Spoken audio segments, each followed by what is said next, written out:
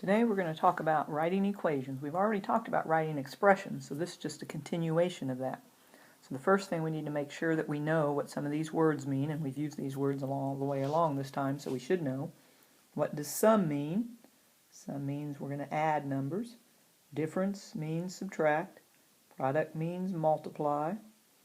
Quotient means divide, and equals means equal sign.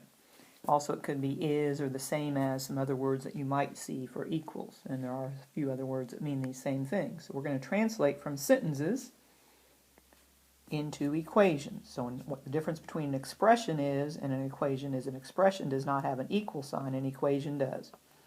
So you just read carefully and you read a little bit at a time. 5 times the number a, so that would just be 5a, is equal to 3 times the sum of b and c. And sum means we're going to add, and if we want to take 3 times that whole thing, we need to put it in parentheses. If we don't put the parentheses and just have 3b plus c, we're only multiplying the b part by c, so that is why that part is wrong.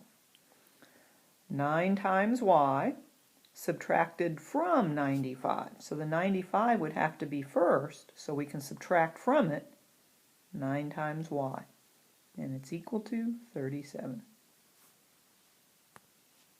So again, we just read a little bit at a time using those words. A number b divided by 3.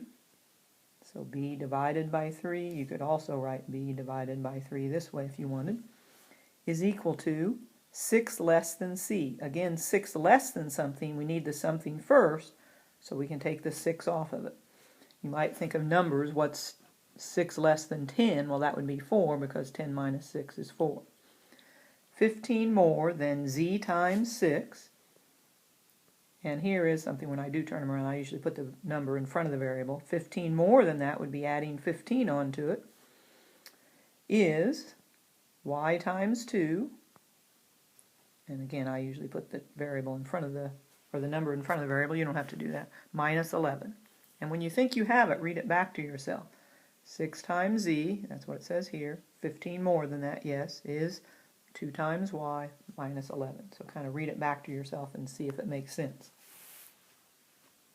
Now we're going to talk about formulas. A formula is a set rule, and you probably know some formulas like E equals mc squared, you might know pi r squared for area of a circle, and so on. So hopefully you know some. Well, we're going to write a formula for words using the same idea. So this time the perimeter of a rectangle, so we're going to use capital P for perimeter, is equal to 2 times the length. Usually we use a cursive L for that because a capital or a little lowercase l would look like a 1 possibly, plus 2 times the width.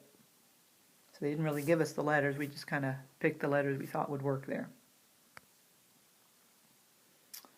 This one we actually have to write words for this. I know it says verbal, but since we're writing, translate this equation and try to use some of our, just don't use times and plus. So if we're multiplying these together, that would be product. So we might say the product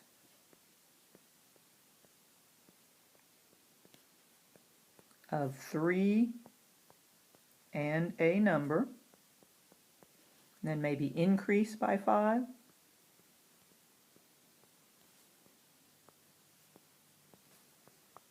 is 14.